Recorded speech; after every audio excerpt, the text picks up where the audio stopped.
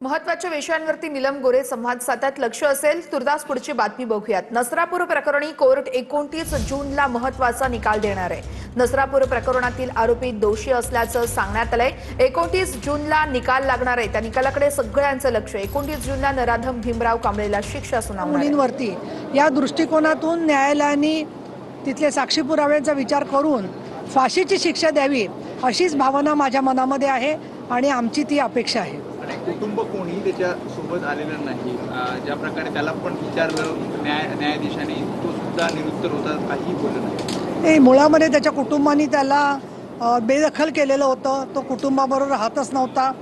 आणि दुसरं असं की कुणाला असं वाटेल, नातेवाईक फार थोडे असतील की ते निर्लज्जासारखे येऊन म्हणतील की हा बलात्कार करणारा आरोपी आमचा निर्दोष आहे। आणि म्हणून मला असं वाटतं की कुटुंब आलं नाही काय हरकत नाही, पण त्याचे नातेवाईक इतर बलात्कार करणाऱ्यांच्या रूपामध्ये भरपूर समाजामध्ये फिरतायत आणि अशा शक्तींमुळेच अनेक वेळेला आरोपी पुराव्यांच्या अभावी सुटतात।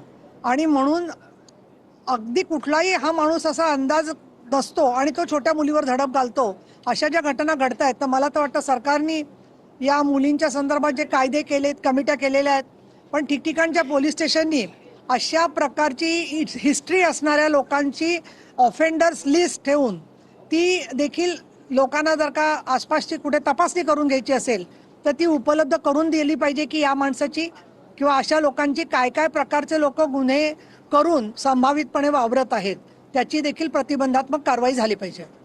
संभाजीनगरमध्ये एका चाइल्ड केअर मध्ये तिथे देखील लहान मुलांनी एकमेकांना मारहाण केल्याचं, म्हणजे खरं तर व्हिडिओ खूप गंभीर आहे। या सगळ्या संदर्भात देखील काही महत्त्वाचे निर्देश तुम्ही देणार आहात का? कारण अशा घटना लहान मुलांमध्ये वाढतं अग्रेशन हा देखील खूप महत्त्वाचा मुद्दा येत्या काळात दिसतोय। एक आहे की पाळणा घरांच्यासाठी एक आचारसंहिता असावी, अशा प्रकारची भूमिका मी स्वतः सभागृहात पूर्वी आमदार म्हणून काम करत असताना घेतली होती आणि त्यावेळेला नव्या मुंबईच्या आयुक्तांच्या मदतीने तशी आचारसंहिता करण्यात पण आलेली आहे।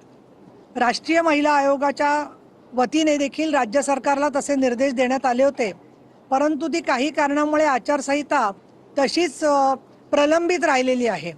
आता ज्यावेळेला बदलापूरची दुसरी घटना घडली त्याच्यामध्ये प्रायमरी शाळेत जाणाऱ्या मुलांसाठी सुद्धा ही आचारसंहिता लागू आहे, परंतु शिशु वर्ग म्हणजे जे 3